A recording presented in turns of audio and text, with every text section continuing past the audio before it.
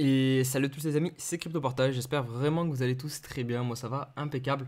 On se retrouve comme chaque mercredi pour la petite émission analyse altcoins. Alors ce mercredi au programme, j'ai choisi de prendre 3 cryptos et de rajouter un petit concept que vous avez dû voir au titre de la vidéo. C'est donc choisir une crypto, enfin vous donner mon avis sur les 3 cryptos sur laquelle j'investirai plus que les autres.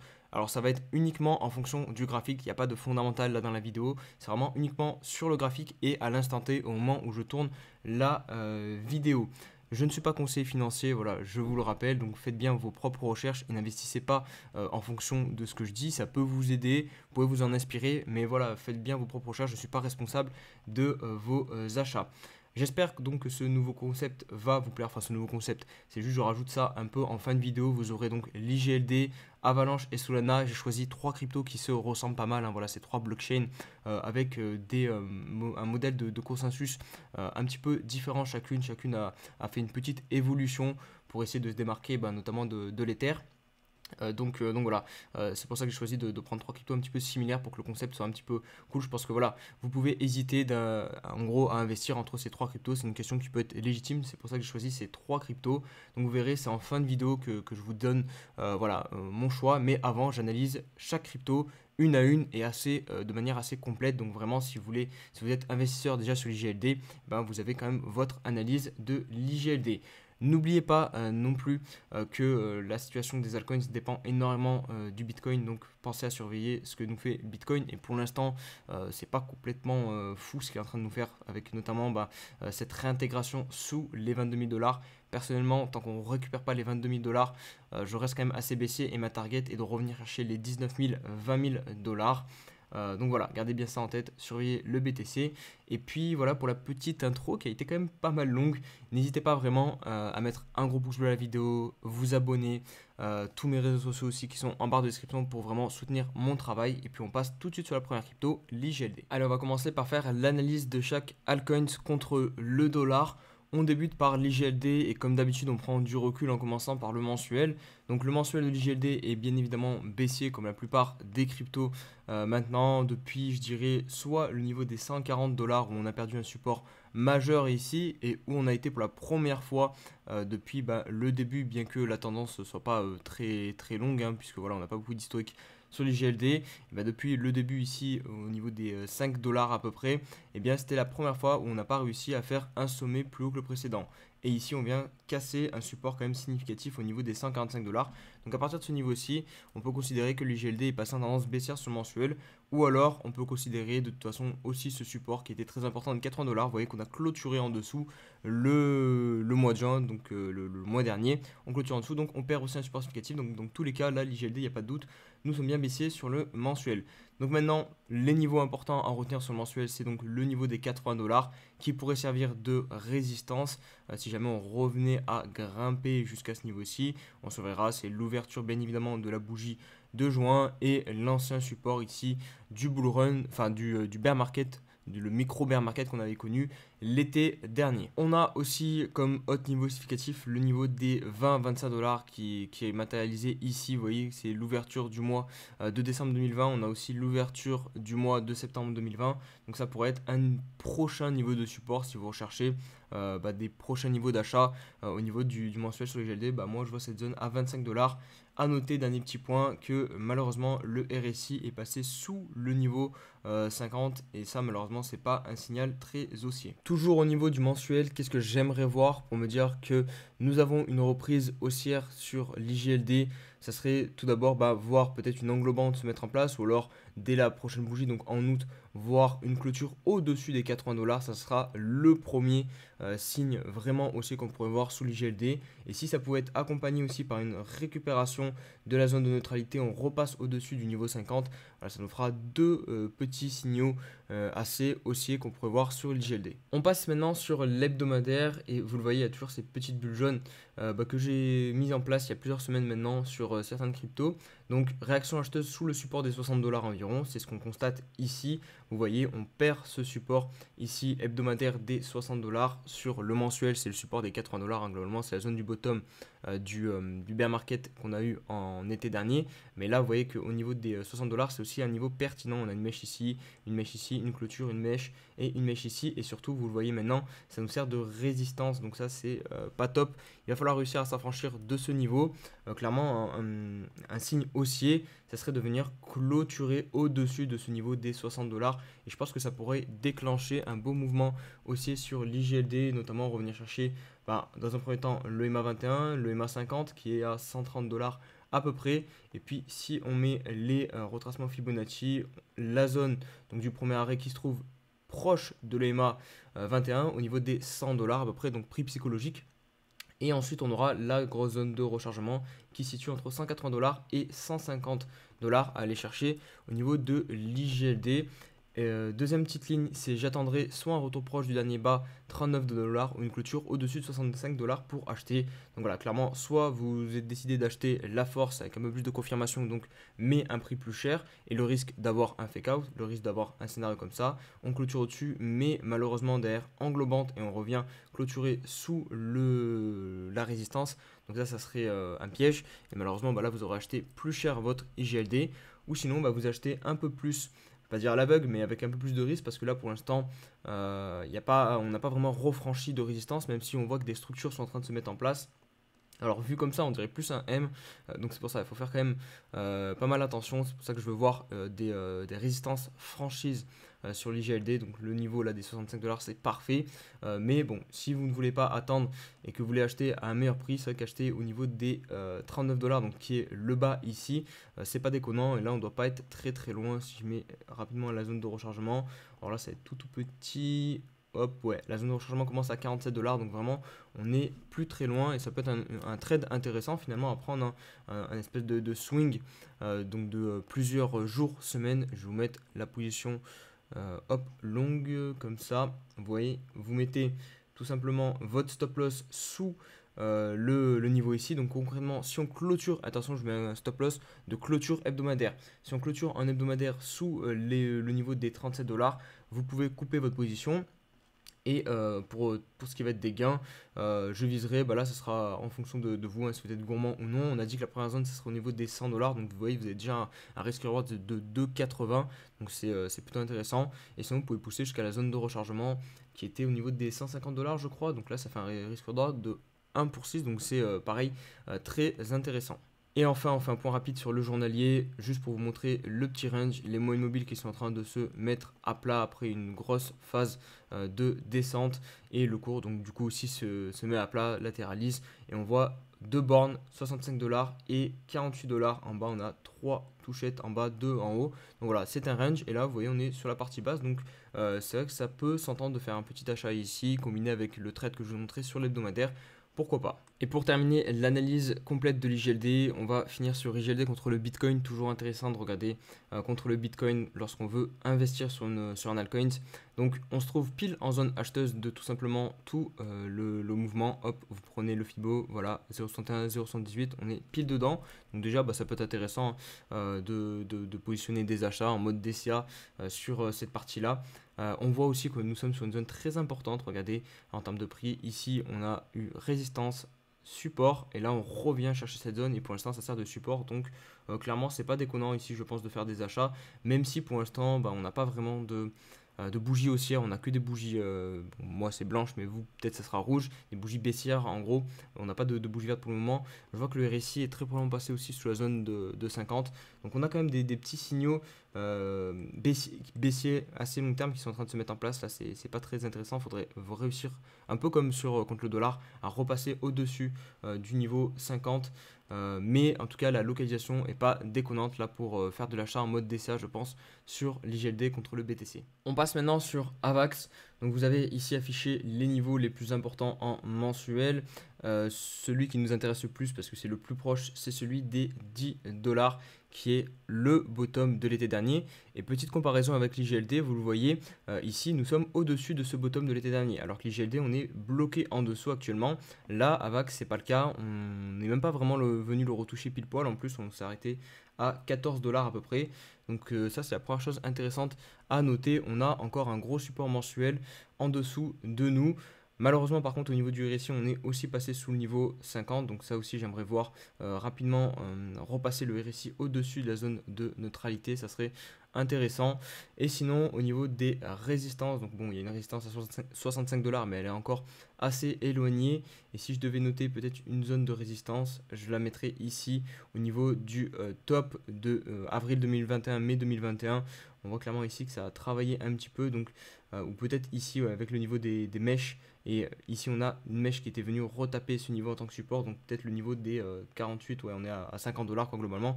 On va voir sur l'hebdomadaire. On aura peut-être un peu plus d'indices. Donc, l'hebdomadaire d'Avalanche. On voit que le niveau des 10-15 dollars fait bien office de support. On a posé plusieurs clôtures hebdomadaires sur ce niveau-ci avec pas beaucoup d'amplitude. Des bougies assez serrées entre 20 dollars et 15 dollars. On a dû très probablement valider un W. Vous voyez, parfait, on valide un W sur un support mensuel. C'est quand même pas déconnant ce qui nous fait Avalanche. D'ailleurs, là, il est en train de faire le pullback sur la ligne de coup de ce W. Donc, ça peut être intéressant pour faire un petit achat en mode suivi de tendance sur Avalanche. Hein, si on considère qu'ici, on relance une petite tendance hebdomadaire pour venir chercher les premiers objectifs. Je vais vous les donner aussi comme j'ai fait sur l'IGLD. Hop, on met Fibonacci, on vient le positionner en bas, donc c'est sur la fin du mouvement. Les 0,382 qui se trouvent au niveau des 50 dollars. Tiens, la zone des 50 dollars, on en a parlé sur le mensuel, donc finalement, elle se trouve pas mal pertinente. Vous voyez que les bougies hebdomadaires, ici, on les retrouve aussi pas mal pile sur ce niveau-ci. Donc hop, alors elles sont un poil plus basses, donc je dirais globalement de 50 dollars. Hop, je vais réussir à mettre ça proprement. 50 dollars jusqu'à 40 dollars. Ça pourrait être une zone de résistance sur Avalanche. Hop, je vais mettre en rouge histoire qu'on comprenne bien. Et enfin, ensuite, on passera à la zone donc, de rechargement qui débute, qui se trouve entre 85 dollars et 70 dollars. Je vais voir s'il n'y a pas aussi des petits niveaux qui convergent. Ouais, vous voyez ici, on a aussi l'ancien support donc à 65 dollars. 65 dollars qui est quoi qui est une résistance mensuelle. Donc voilà, ici, du coup, j'agrandirai un petit peu la box. Voilà, à partir d'ici, on pourrait aussi trouver pas mal de présence vendeuse, donc une résistance qui pourrait se mettre en place sur Avalanche. Mais en tout cas, ce qu'on constate ici, c'est plutôt bullish. Voilà, on est en train de consolider sur un support et clairement un retour minimum jusqu'à ici, ça peut être très intéressant et ensuite jusqu'à ici. Donc je pense qu'en termes de risk rewards, aussi comme j'ai fait du coup sur l'IGLD, ça peut être intéressant de se positionner ici avec un stop en clôture sous les 15 dollars. Et vous voyez qu'en termes de risk rewards, on est bon à 2,5 si on prend la première target qui est au niveau des 40 dollars sur Avalanche. Et dernier petit point, on va regarder le RSI rapidement. Hop, est-ce qu'on a fait une petite divergence Non, pas de divergence, mais bon, on a posé un W sur le niveau pile de survente, le niveau 30, donc ça aussi c'est intéressant. Au niveau de AVAX contre le Bitcoin, même chose que pour l'IGLD, on est en zone acheteuse de tout le mouvement, donc qui débute ici et qui se termine ici avec le top. Donc on voit ici parfaitement qu'on est venu chercher le niveau bas des 0,786 de Fibonacci. Vous voyez comme c'est précis, donc très intéressant de regarder contre le Bitcoin. On voit que par contre, à la différence de l'IGLD, il y a beaucoup plus de réactions sur AVAX contre BTC, puisque là on a une bougie déjà haussière en juin, et là on est déjà en train de repartir violemment à la hausse, en train d'essayer de sortir du 0,118 de Fibonacci. Donc attention parce que du coup, finalement, on se retrouve un petit peu sous résistance. Ici, vous voyez, on avait un support. Plusieurs fois, ça a servi de résistance dans le passé, ce niveau-ci. Hop, ici, ici. Et là, pareil, on se fait encore rejeter. Donc, c'est peut-être pas ici que j'enverrai la plus grosse secousse, si je puis dire, sur Avalanche au niveau de AVAX contre le Bitcoin, parce qu'on se trouve sous résistance. Pareil au niveau du RSI, vous voyez, on est passé sous la zone de neutralité 50. Et là, on se rapproche très très proche de cette zone. Donc, attention à ce qu'on ne fasse pas une espèce de pullback comme ça. Donc, résistance ici, résistance ici. Donc je me méfierai un petit peu. Et je pense qu'au niveau de l'hebdomadaire, ça doit être à peu près la même chose. On va regarder vite fait. Et après, on passera sur Solana. Ouais, voilà, c'est une reprise en V-bottom. Et on se retrouve déjà sous les moyennes mobiles qui ont croisé malheureusement à la baisse. Donc attention ici au niveau du court terme. On se retrouve quand même sous des grosses résistances hebdomadaires mensuelles. On passe maintenant à la dernière crypto de la vidéo. Il s'agit de Solana, qui est d'ailleurs la crypto la plus capitalisée des trois cryptos que je vous ai présentés aujourd'hui. Elle est classée 9e sur CoinMarketCap en termes de capitalisation. Donc au niveau du mensuel, on se retrouve sensiblement dans la même situation que Avalanche. On tient le creux de l'été dernier. Regardez ici, on était venu chercher les 30 $ à peu près. Ben, on est posé dessus en mensuel, donc ça c'est très propre. On tient un support mensuel. Les prochains niveaux de support, en revanche, pour moi, ils sont beaucoup plus bas, 4,78 $, donc à peu près 5 $. Ici, on avait fait un premier mouvement haussier, on avait trouvé cette résistance et ensuite on avait accéléré pour venir chercher la zone des 30 $. Et ensuite 1,45 $ aussi qui est pour moi une zone de support. Mais bon, bref, là on aura le temps de voir venir si jamais on perd ce niveau des 30 $. En termes de résistance, la plus proche, elle va se situer ici. Tout simplement le cours d'ouverture de la bougie de juin 2022 qui est à 47 $ à peu près, qu'on est déjà revenu tester, vous voyez, avec la mèche ici. Et ici, c'était globalement le premier ATH ici qu'on avait connu en avril 2021, mai 2021. La tâche est un peu plus haut, 102 $, mais on voit que les mèches, voilà, globalement, se situent sur ce niveau-ci. Donc attention à cette première résistance qu'on peut constater sur le mensuel. Et sinon, bah, on ira beaucoup plus haut avec, bon, je vais mettre une zone. Ici, on a l'ouverture du mois de mai et ici, on a les clôtures, donc entre 100 $ et 85 $. On passe maintenant sur l'hebdomadaire et il ressemble aussi beaucoup à celui d'Avalanche puisque nous sommes posés sur un support mensuel et on commence à dessiner des structures acheteuses haussières. Regardez, on a bien un W qui a d'ailleurs été validé, mais vous allez voir, donc comme j'ai mis dans la bulle, j'attends toujours une clôture hebdo au-dessus du niveau 40.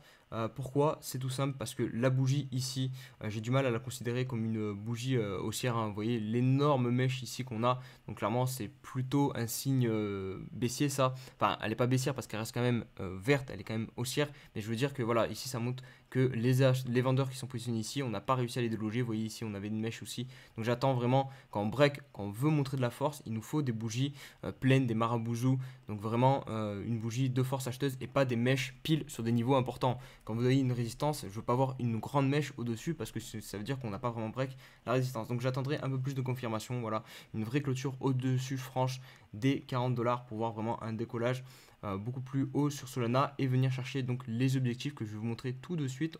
Même travail que sur les autres cryptos, on prend le dernier mouvement haussier, enfin baissier en hebdomadaire. On a la première zone, les 0,382 qu'on va combiner avec la zone de support ici, donc qui va se trouver à 70 $, 80 $. Donc ça va être la première zone de résistance.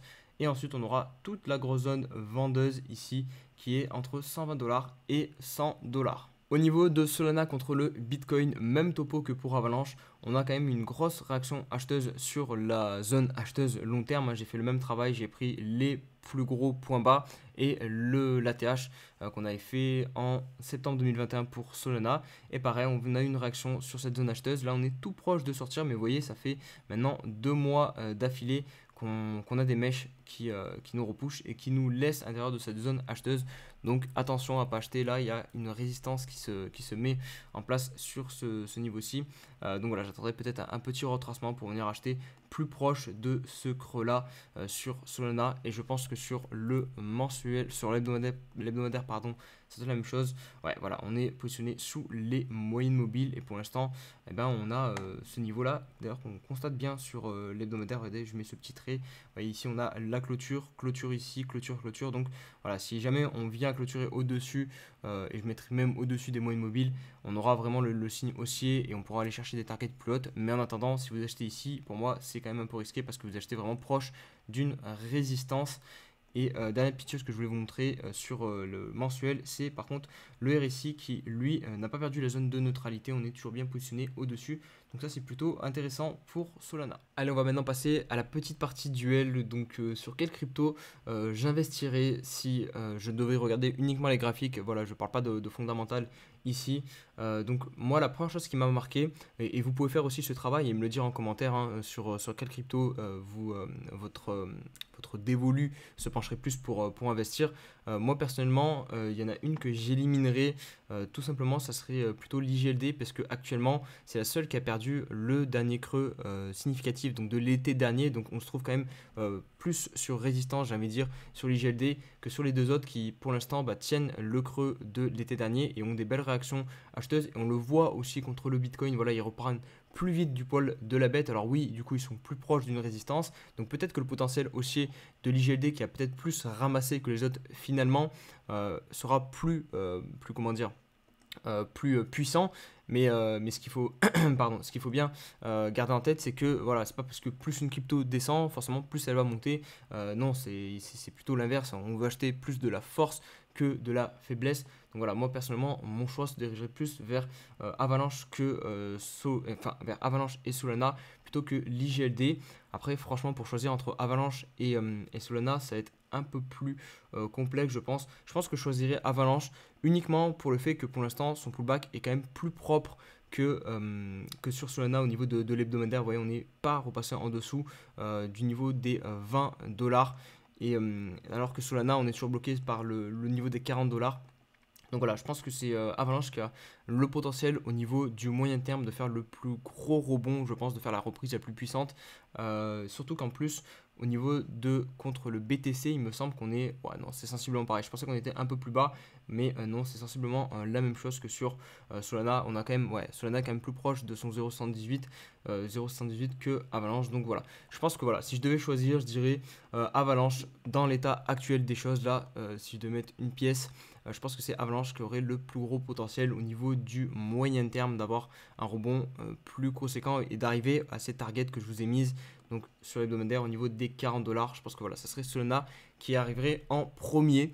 N'hésite pas à me dire en commentaire, toi, ce que tu penses, hein, laquelle des cryptos a le plus de chances de mieux rebondir là au niveau du moyen terme. Voilà, c'est un petit jeu là que je fais, hein. Faut pas prendre ça non plus totalement au sérieux. Je ne suis pas conseiller financier, je le rappelle. Et voilà, je vous donne uniquement mon avis. Voilà les amis pour la vidéo du coup, j'espère qu'elle vous aura plu. Si c'est le cas, n'hésitez pas comme d'habitude à vraiment mettre un pouce bleu pour me soutenir, vous abonner pour les prochaines vidéos, activer la cloche aussi, c'est important. Et puis je vais vous laisser, prenez soin de vous, allez, ciao ciao.